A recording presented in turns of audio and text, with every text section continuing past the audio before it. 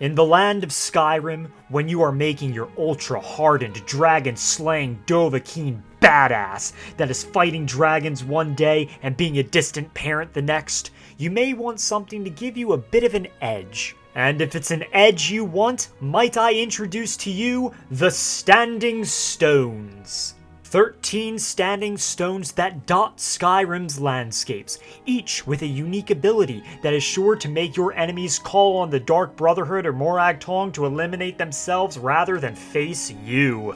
Hello everyone, I'm Neloth, and today I will be ranking the standing stones in Skyrim. I will be ranking these stones mostly on efficiency and usability, but fun will also be a factor as well. Also know that this is simply my opinion, so feel free to use any stone you damn well please, my fellow flaws. And with that being said, let us rank some overrated rocks. Number 11. The Tower Stone.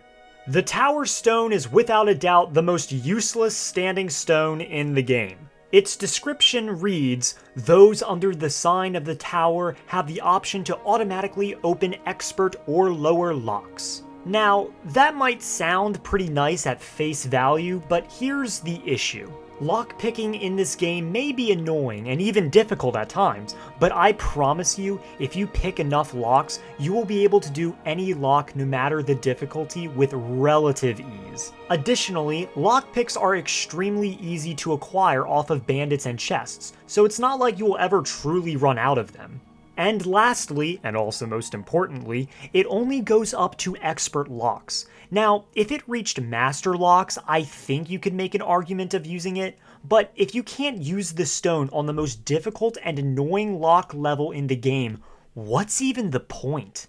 If you wish to unlock this stone's power, it is located between Winterhold and Dawnstar on a glacial cliff here. Number 10. The Shadow Stone.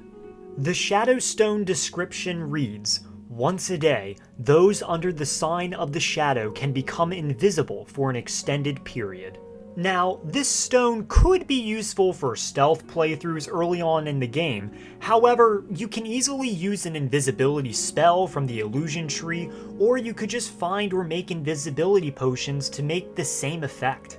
If you wish to become Skyrim's biggest peeper, the Shadow Stone is located south of Riften and right above Nightingale Hall. Number 9. The Serpent Stone. The Serpent Stone description reads, "Once a day, those under the sign of the Serpent Stone can use a ranged paralyzing poison on opponents." To summarize, this stone is able to paralyze an opponent for 5 seconds and have them take 25 points of poison damage over that duration. This stone is quite fun to use because when used, it looks like someone just witnessed a disgusting slowed mating ritual, and they're just frozen with shock.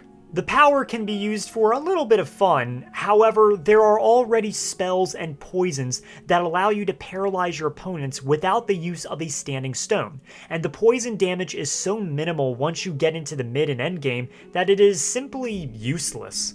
If you want to embody some snake-like Akaviri powers, this stone is located on Serpent Stone Island, far north of Windhelm.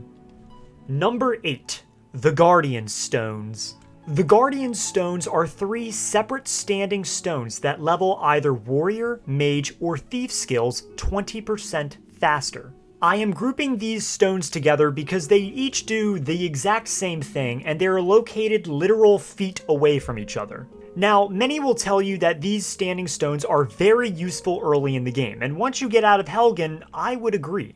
However, you will come to find that your skills will still level at a decent pace with or without the stone, and if you are an expert in the game, you likely know how to level proficiently already.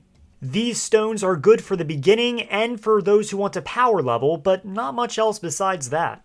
If by some act of divine intervention you don't know where the Guardian Stones are, they are located north of Helgen and west of Riverwood.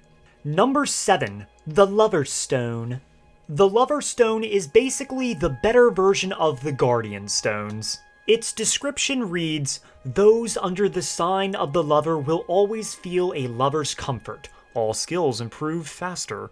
Instead of focusing on one of the 3 classes, the Lover's Stone will level all skills by 15%. My feelings for the Lover Stone, however, are the same as the Guardian Stones, except it is simply superior. If you wish to give all of your skills some love, you will find the Lover Stone over some cliffs east of Markarth past Salvius Farm and directly north of Kolskager Mine. Number 6. The Lady's Stone. The Lady's Stone is a slightly useful stone for that it is more suited to the beginner sword and board builds. The description reads, "Those under the sign of the Lady regenerate health and stamina more quickly." Now, the Lady's Stone specifically gives plus 25 regeneration to both health and stamina, which sounds useful. However, the regeneration I feel is extremely minimal and is completely negated by some of the enchanted gear you can make or find later in the game.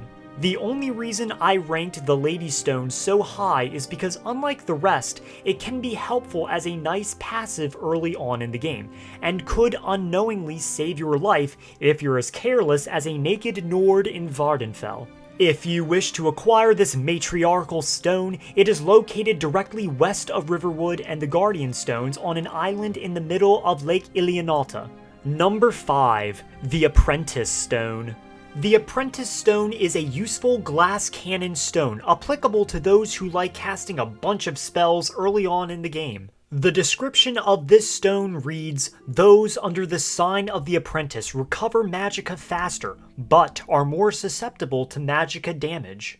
The Apprentice Stone basically gives plus 100% magicka regeneration, but plus 100% weakness to magic. Now, I would say that this is a very nice beginner stone, especially because it focuses on pure mage builds, and since you're going to be avoiding getting hit regardless, it works out pretty well. Obviously, once you get later in the game and start wearing robes that regenerate magicka by 100% along with some other bonuses, the stone will become less useful, especially when faced with dragons and those damn ice mages. If you wish to embrace your inner Talvis, you will find this stone south of Solitude or northwest of Morthal. Number 4. The Ritual Stone. The Ritual Stone is a very fun stone designed for those introvert people that like the dead a bit too much. The description of this stone reads, "Once a day, those under the sign of the Ritual can reanimate nearby corpses to fight for them." Basically, you are able to resurrect any dead bodies nearby for 60 seconds, and when I say any dead body, I mean every single dead body in your vicinity. This stone may not seem useful at first, but if you go to bandit camps and pick off all the weak bandits and then raise them all to beat the ever-living Talos out of the big bad bandit chief, then it becomes quite good. Additionally, if you have the Ethereal Crown, you could just keep raising dead corpses constantly, free of charge, allowing you to have a bigger undead army than Manamarco or Molag Bal. I will admit there are better stones, and the Ritual Stone is mainly used for aesthetic purposes, but who said a stone can't just be fun as hell? If you wish to give in to your necrophiliac tendencies, then you will find this stone south of the Whiterun Farms and west of Valtheim Towers. Number 3. The Steed Stone. The Steed Stone is actually a power with untapped potential that not many people realize. The description of this stone reads, "Those under the sign of the Steed can carry more and do not suffer a movement penalty from armor." Now, this stone does 3 specific things. 1. It allows you to have plus 100 carrying capacity, perfect for hoarders and collectors that pick up more objects than Crassius Curio picks up women. 2. It gives 0 movement penalty while moving, most likely the most pointless because your speed doesn't noticeably decrease by much in full heavy armor, but you will be able to sprint for longer. And 3, which is my favorite, equipped armor is weightless. Now, there is a skill in heavy armor and also light armor that makes armor weightless, but it usually takes a lot of time and hits to get to it, so the Steed Stone helps out for beginning and mid playthroughs. And I haven't gotten to the best part. Because armor weighs nothing, you can easily sneak around wearing armor as heavy as Daedric, yet still be as light and sneaky as a Dark Brotherhood gimp suit. This makes the stone very good for heavy armor stealth builds, and while I may be a bit biased personally because I am using this for my current heavy stealth build, it is still quite a nice passive. If you want to gallop all the way to this standing stone, it is northwest of Solitude and directly north of Meridia's Beacon. Number 2, the Atronach Stone. Do you want to walk around with the stride of a giant and not give a netch's piss when some nerd attempts to shoot lightning at you? Well, the Atronach Stone may be for you. The description of this Chad stone reads, "Those under the sign of the Atronach absorb a portion of incoming spell damage and have a larger pool of magicka, but recover it more slowly. This stone will grant the player plus 50 magicka, but also minus 50% magicka regeneration. However, the regeneration penalty is quite minimal." The main spice to this wine is the 50% absorption of spells, which is a definite must for any tanks or warriors with little spell resistance. What's great about the spell absorption of the Atronach Stone is there is no cap for absorption like there is for magic resistance. Meaning, for example, if you use the stone's power on top of the alteration perk called Atronach, you can have your absorption up to 80%, but that is still not all. If you also wear Mirak's robes with his boots and gloves, you can get the absorption to 100% and be completely immune. So this begs the question, why is it not number 1 then if it's so great? Well, while a powerful stone, it has one minor downside. The higher your absorption, the less likely your summon spells will work. When using summon spells, for some reason the game counts it as a spell on you, and so it may prohibit the spell from working completely. And if you have 100% absorption, forget about it. A great stone, however, number 1 should be reserved for a stone with absolutely zero downsides. If you want to embrace your inner elemental Atronach, you can find the Atronach Stone in the volcanic tundra, south of Windhelm and east of Darkwater Crossing. Number 1, the Lord Stone. Do you like walking up to the Emperor or Jarl and just lord over them with your sheer fucking will and power? Well, then I have a stone that can reflect your personality.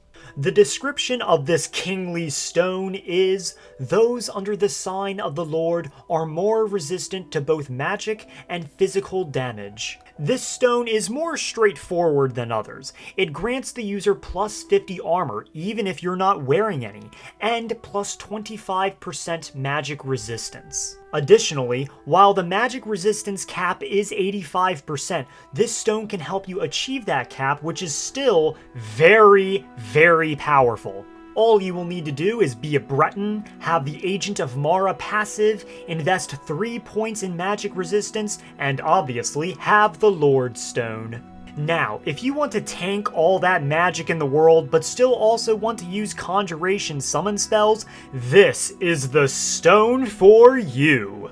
The location of this royal stone is east of Morthal and right next to the shrine of Mehrunes Dagon. And that's all I wrote, a video where I ranked a bunch of rocks. I'll be honest, this was the most difficult video for me because most ranked videos I have a pretty solid idea on how to rank certain things, but I changed the rankings on this list for these stones about 4 different times. I'm still on the fence on some of the rankings, but I need a video to come out at some point, so this will have to do. Be sure to comment which stone is your personal favorite because I do love reading your comments. And make sure to like the video and like the subscribe button and bell notification down below. And I will see you whenever the fuck I decide to upload again. House Telvanni be with you. Please, O hero of Skyrim, I shall be ever so grateful.